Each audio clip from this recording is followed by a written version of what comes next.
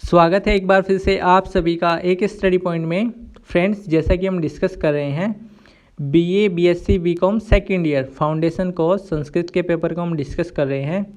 अभी तक हमने question number 1, question number 2, question number 4 और 5 जो कि 80 मार्क्स के आते हैं। अगर आपने 4 पार्ट्स देख लिए हैं तो 80 प्लस मार्क्स तो आपके अभी तक कन्फर्म है 100 मार्क्स में से। इस वीडियो में मैं आपको क्वेश्चन नंबर 3 जो कि 20 मार्क्स का आता है और इस बार आपको एक ही क्वेश्चन करना है। तो क्वेश्चन नंबर 3 में आपसे 3 क्वेश्चंस पूछे जाते हैं जिनमें से आपको एक ही क्वेश्चन करना है और एक क्वेश्चन आपको 20 मार्क्स दे के जाएगा। तो इसलिए 20 मार्क्स हमारे लिए बहुत इंपॉर्टेंट हो जाते हैं। और इस वीडियो में मैं आपको जो हमारा मिशन 100 है संस्कृत में 100 मार्क्स लाने का, वो कंप्लीट हो जाएगा। तो चलिए, इसमें मैं आपको 4 इंपॉर्टेंट क्वेश्चंस को कराऊंगा जो कि आपके एग्ज़ाम में 4 में से इन्हीं में से कोई एक क्वेश्चन आपको करने को मिल जाएगा। तो चलिए, इस वीडियो को बड़े ध्यान से देखना और चैनल को सब्सक्राइब भी कर लीजिए और वीडियो को लाइक भी कर दीजिएगा। तो चलिए देखते हैं इसमें पहले इंपॉर्टेंट क्वेश्चन को। इंपॉर्टेंट क्वेश्चंस को करने से पहले एक बार भोज प्रबंध की समरी देख लेते हैं। आखिर भोज प्रबंध में किस बारे में बात की गई है? तो आंसर है, भोज प्रबंध में बेसिकली बात की गई है लालच के बारे में, लोभ के बारे में बेसिकली इसमें बात की गई है। तो चलिए अब इसमें देखते हैं आखिर भोज प्रबंध लिखा किसने है। तो भोज प्रबंध लिखा है कवि भल्लाल सेन ने। और हम बेसिकली इसमें प्रथम कथा को पढ़ेंगे भोज प्रबंध की। तो चलिए अब हम देखते हैं आखिर भोज प्रबंध में किस बारे में बात की गई है।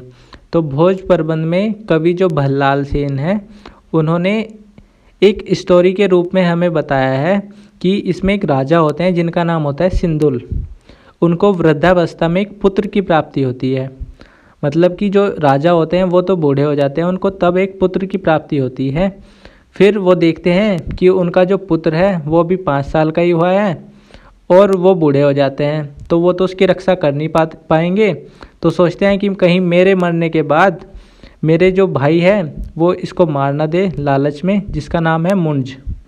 वो सोचते हैं कि कहीं मेरे बेटे को ये मार ना दे, सिर्फ किसके चक्कर में? राजगद्दी के चक्कर में। क्योंकि ये जो लोभ होता है ना, लालच, ये इंसान से पाप भी करा देता है, ना ये अपनों को देखता ना परायों को देखता। तो इसी बारे में भोज प्रबंध में बात की गई है। तो चलिए अब इसमें कुछ इंपॉर्टेंट क्वेश्चन को देखते हैं जो कि आपके एग्ज़ाम में आने वाले हैं। इसमें जो हमारा इंपॉर्टेंट क्वेश्चन है वो है 1, जो कि वेरी इंपॉर्टेंट है। इसके आने के चांसेस 90% है, ये आपको एग्ज़ाम में देखने को मिल जाए। और फ्रेंड्स, अगर आपने अभी तक हमारे चैनल को सब्सक्राइब नहीं किया है तो चैनल को एक बार सब्सक्राइब ज़रूर कर लीजिएगा, ताकि मुझे भी पता लग जाए आपको ये वीडियो कितनी हेल्प कर रही है। तो चलिए इसमें देखते हैं इम्पोर्टेंट क्वेश्चन को, जिसकी स्टार्टिंग हो रही है लोभ है प्रतिष्ठा पाप से परसुति लोभम एवं छ। तो इसमें आपको इस श्लोक को याद नहीं करना है, बेसिकली आपको स्टार्टिंग लाइन देख लेनी है जिससे आपको आंसर लिखने में आपको हेल्प मिलेगी। तो आपको पहली लाइन तो आपको देख लेनी है, लोभ प्रतिष्ठा, मतलब लोभ के बारे में बात की गई है इसमें। तो आपको इसकी स्टार्टिंग करनी है। सबसे पहले आपको इसका संदर्भ लिखना है। तो संदर्भ में आपको लिखना है प्रस्तुत श्लोक कवि भल्लाल सेन विरचित भोज प्रबंध की प्रथम कथा से उद्गृत है।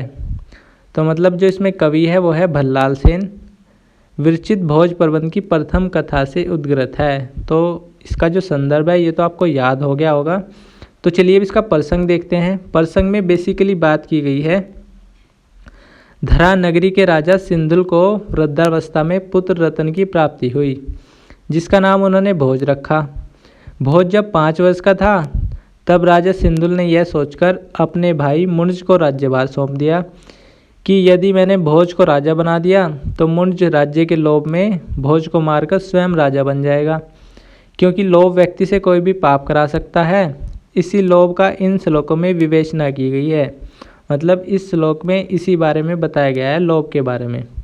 तो चलिए अब हम इसका हिंदी अनुवाद देखते हैं। आखिर हिंदी अनुवाद लिखना कैसे है। तो इसकी जो फर्स्ट लाइन है उसमें बात की गई है लोभ पाप का आधार है और लोभ ही पाप को जन्म देने वाला है। तो ये इसकी फर्स्ट लाइन में बताया गया है। उसके बाद जो सेकंड लाइन है उसमें बताया गया है लोभ क्रोध द्वेष आदि का जनक है, लोभ पाप का मूल कारण है। जिसकी तीसरी लाइन है उसमें बताया गया है लोभ से क्रोध उत्पन्न होता है क्रोध से शत्रुता में परिवर्तित होता है, मतलब जब गुस्सा आएगा फिर शत्रुता हो जाएगी।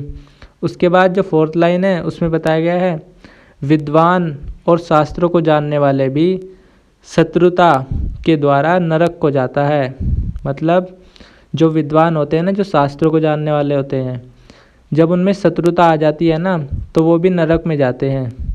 तो ये इस जो फर्स्ट श्लोक है इस बारे में बात की गई है। आई होप कि ये तो आपको अच्छे से समझ में आ गया होगा। एक बार आप इसको खुद से भी पढ़ लीजिएगा, तब भी आपको बहुत अच्छे से समझ में आ जाएगा और आपको याद भी हो जाएगा ये। तो चलिए अब इसमें नेक्स्ट क्वेश्चन को देखते हैं जो कि वेरी इंपॉर्टेंट है। फ्रेंड्स बेसिकली इसमें एक क्वेश्चन हमारा इंट्रोडक्शन से पूछा जाता है।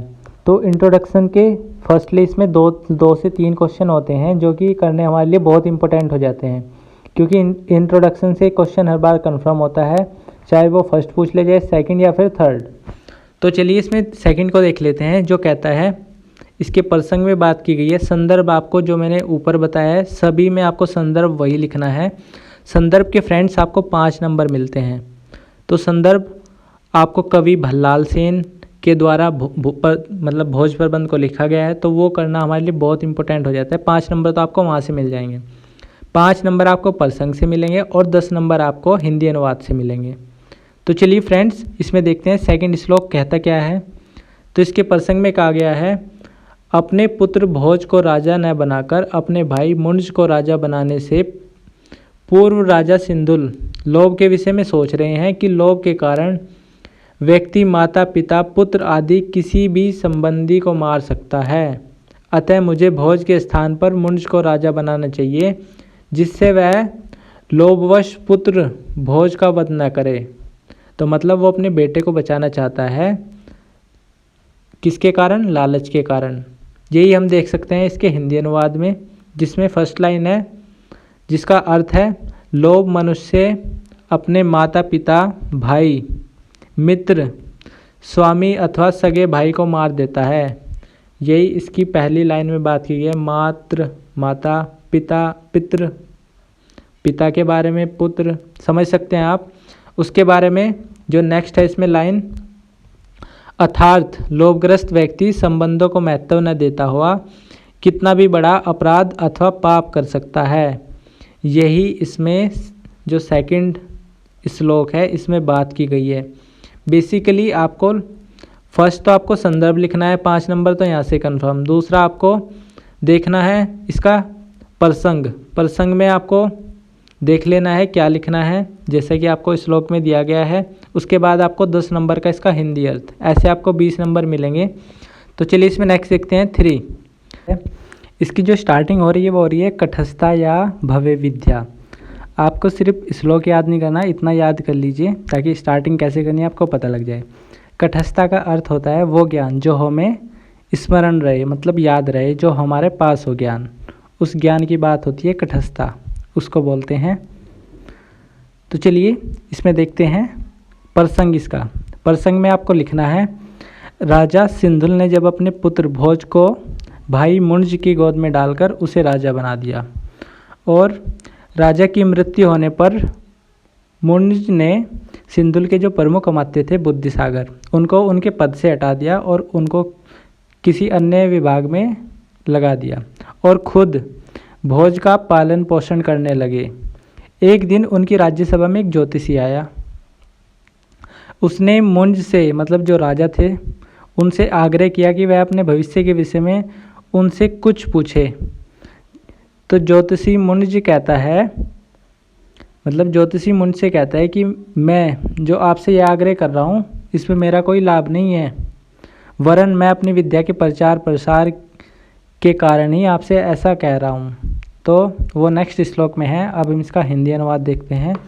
इसका जो हिंदी अनुवाद है वो कहता है कि जो विद्या कटस्थ हो, मतलब जो विद्या हमें याद हो, स्मरण हो, विद्वानों के द्वारा यह विद्या सदैव प्रकाशित करने योग्य है। तो ऐसी विद्या ही आप प्रकाशित कर सकते हैं। जो विद्या गुरु में, पुस्तक में स्थित होती है, उसके द्वारा मूर्खों को ठगा जाता है। अर्थात गुरु के पास और पुस्तकों में लिखी विद्या से किसी का कोई काम नहीं आती। मतलब जो ऐसी विद्या होती है जो किताबों में लिखी होती है या फिर गुरु के पास होती है वो कोई काम नहीं आती। असली विद्या वही काम आती है जो हमारे स्मरण हो, हमारे पास हो, याद रहे। वही विद्या व्यक्ति के काम आती है जो उसे कंठस्थ होती है, मतलब उसे स्मरण होती है। विद्वान ऐसी विद्या को अपने तक ही सीमित नहीं रखते, वरन उसका खूब प्रचार प्रसार करते हैं। मैं भी अपनी विद्या के प्रसार के लिए आपसे कुछ पूछने का आग्रह कर रहा हूँ। तो चलिए अब इसमें नेक्स्ट श्लोक को देखते हैं। मैं कुछ इस तरीके से भी आपसे क्वेश्चन पूछा जा सकता है जिससे गद्य खंड में आपसे क्वेश्चन दिया गया है। इसमें क्वेश्चन नंबर 1 है, वो इस तरीके से आपको एक पूरा गद्य दे दिया जाएगा जिसमें से आपको आंसर लिखना होता था। तो चलिए इस तरीके का बेसिकली मैंने आपको ये पूरी स्टोरी का एक ब्रीफली इंट्रोडक्शन दिया है। अगर आप वो अच्छे से समझ गए हैं तो आप कोई भी क्वेश्चंस को अच्छे से कर पाएंगे। अगर इस तरीके से क्वेश्चन आए तो तब भी आपको सबसे पहले संदर्भ भी लिखना है। संदर्भ में आपको सेम लिखना है जो मैंने आपको फर्स्ट श्लोक में बताया था। प्रस्तुत गद्यांश कवि भल्लाल सेन विचरित भोज प्रबंध की प्रथम कथा से उद्गृत है। मतलब ये जो ऊपर पूरा श्लोक दिया हुआ है ये भी भल्लाल सेन के भोज प्रबंध से ही लिया गया है। तो आपको बेसिकली क्या करना है, इसकी शुरू के 2 वर्ड ही याद कर लीजिए, आधो धरा राज्य। आप इतना सा लॉजिक भी लगाएंगे तब भी आपसे ये क्वेश्चन याद हो जाएगा। फिर प्रसंग में आपको लिखना है जो आपने फर्स्ट श्लोक में लिखा था, सेम आपको बेसिकली वही इसका आंसर है। एक बार आप खुद से पढ़ लीजिएगा। बेसिकली बताने का ये मतलब है आपसे इस तरीके से भी क्वेश्चन पूछा जा सकता है। चलिए अब हम इसमें अपना लास्ट और इम्पोर्टेंट क्वेश्चन को देखते हैं। 10 कुछ इस तरीके से भी आपको गद्य खंड से भी इस तरीके से क्वेश्चन पूछा जा सकता है। आपको ये पूरा नहीं पढ़ना है, पूरा पढ़ सकते हैं तो और अच्छी बात है, वरना सिर्फ आप ये 2-3 वर्ड याद कर लीजिए, पुत्र देवेन और भूमा व पतन। इस तरीके से आप याद कर लीजिए। इसका प्रसंग लिखना है आपको। अपने पुत्र को वध के लिए ले जाने का समाचार सुनकर भोज की माता, जिनका नाम सावित्री था, की दशा क्या हुई, इसी का वर्णन इस गद्यांश में किया गया है। तो आप इसका हिंदी अनुवाद देख लीजिए। आपको संदर्भ वही लिखना है जो मैंने आपको फर्स्ट क्वेश्चन में बताया था। अब इसका हिंदी अनुवाद है, तब सावित्री नाम की भोज की माता, जो विश्व की माता के समान थी, दासी के मुख से अपने पुत्र की दशा सुनकर दोनों हाथों से नेत्र को बंद कर रोती हुई बोलती है, पुत्र, चाचा के द्वारा तुम किस दशा में पहुंचा दिए गए हो। मैंने तुम्हारे लिए जो नियम व उपवास किए, आज मेरे वो सब विफल हो गए हैं। 10 दिशाएं शून्य हो गई है। हे पुत्र, सर्वज्ञ और सर्वशक्तिमान देव ने लक्ष्मी को झपट लिया। हे पुत्र, अचानक सिर कटे हुए इस दासी वर्ग को देखो। यह कहकर वह भूमि पर गिर पड़ी। फ्रेंड्स, मैंने आपको बेसिकली एक ओवरऑल जो स्टोरी है इसमें उसका एक बार आइडिया देने की कोशिश की है। अगर इस तरीके से कोई भी क्वेश्चन आए तो आप कोई भी क्वेश्चन कर पाएंगे। आपसे 3 क्वेश्चन पूछे जाएंगे। 3 क्वेश्चन में से कम 1 क्वेश्चन तो आप डेफिनेटली कर ही पाएंगे। इस तरीके से अगर मैंने जो स्टोरी बताई है आप एक बार इसको खुद से भी रिवीजन करिएगा तो आपको काफ़ी समझ में आ जाएंगी। और जो मैंने इंपॉर्टेंट क्वेश्चन बनाए हैं, जो आपको कराए हैं, जो सर्कल किए हैं, कम से कम आप उनको तो करके जाइएगा। अगर ये एफर्ट्स आपको अच्छा लगा हो तो चैनल को सब्सक्राइब जरूर करना और इस वीडियो को लाइक करना और फ्रेंड के साथ में शेयर करना। तो thanks for watching the video.